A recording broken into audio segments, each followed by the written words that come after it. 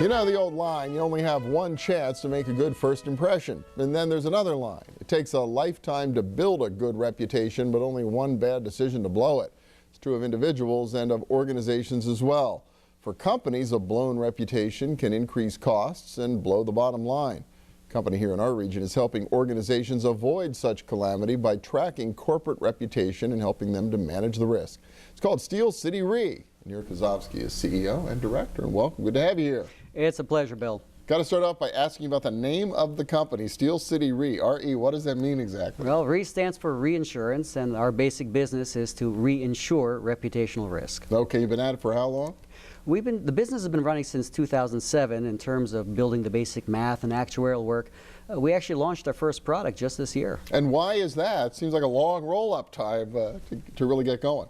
Well, reputation risk was first recognized in the industry broadly back in 2005, but it became really important to companies and their disclosure of that risk publicly back in 2009 after certain changes in federal law. Back in 2009, only about 40 of the S&P 500 acknowledged in their annual reports that reputation was a material risk.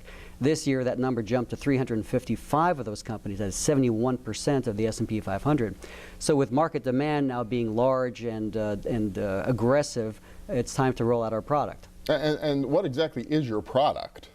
Our product from Steel City Re is a $100 million policy that indemnifies companies on a first-party basis for loss of value in the event of an adverse material event involving their reputation. Okay, so it sounds like a great deal. You know, I've been out there, I've been worried my reputation shot, I really need some help. I'll go buy this insurance policy, case closed, I'm done, right? Well, let's talk about what reputation and reputation risk all mean. Reputation is essentially a confidence in a future behavior.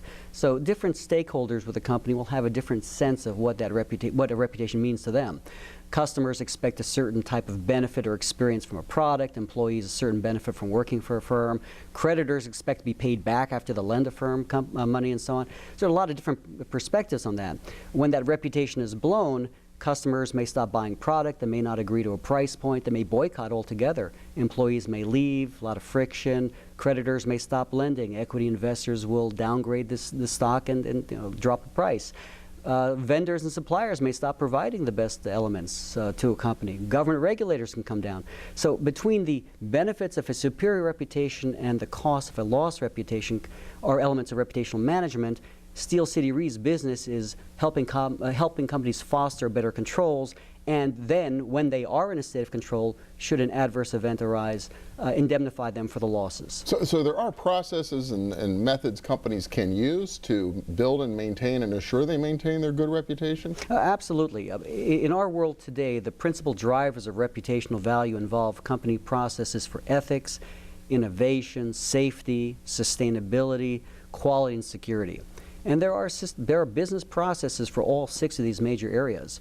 What the stakeholders expect is that a board of directors be in a state of control over those processes, that management knows what's going on in the company and is both fostering conformance with those best practices, training employees appropriately on those best practices, monitoring their conformance, and either incentivizing or, if you will, punishing in an appropriate way when there are deviations. So are you just selling insurance policies, or you get inside these companies and really look at their systems and help them improve? Well, we're selling insurance. That's how we make our money. But insurance is not merely a means of smoothing out earnings, if you will. I mean, insurance can often be, and in our case, is a driver of both cultural and behavioral change. Let's take a great example, Ben Franklin. Ben Franklin, some years ago, offered building insurance. But Ben would only insure buildings made out of brick. Wouldn't insure wooden buildings because they were too risky. And as a result, if you wanted to build in Philadelphia and you wanted to get a bank loan, you had to make it out of brick because the bank wasn't going to lend to you unless you had insurance on your property, and Ben wasn't going to insure you unless you had brick. Philadelphia does not burn because it's made out of brick. And then Ben added one more thing. I mean, there are 2 major causes of house fire. One is the kitchen. The other, back then, was lightning strikes. And as we know, Ben had a solution for that too. So between the lightning rod to mitigate the risk of lightning strikes and the brick to mitigate the risk of a building burning, the insurance essentially transformed the risk overall for all citizens of Philadelphia. That's pretty amazing. That's why we have all those beautiful colonial brick buildings all around Center City, Philadelphia, the historic district today.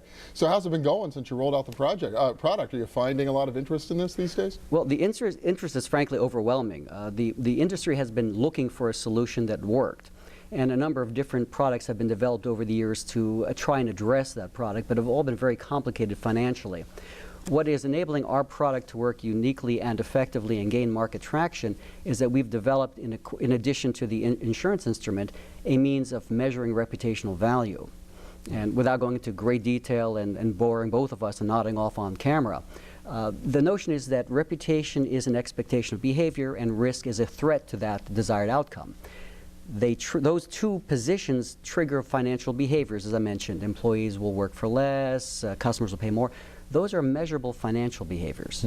And by measuring the expectations of financial behaviors, we've created an index that captures all of that and gives sort of a relative sense of reputational value. Not financial, but a notion of reputational value.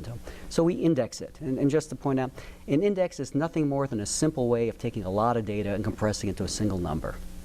So with that reputational value index, we're able to both to enable the insurance instruments as well as, frankly, support a lot of other companies who are looking for information of reputation to pick stocks. So, interesting. So you can advise the investing community on fascinating stuff. Company's called Steel City Re, based right here in our region.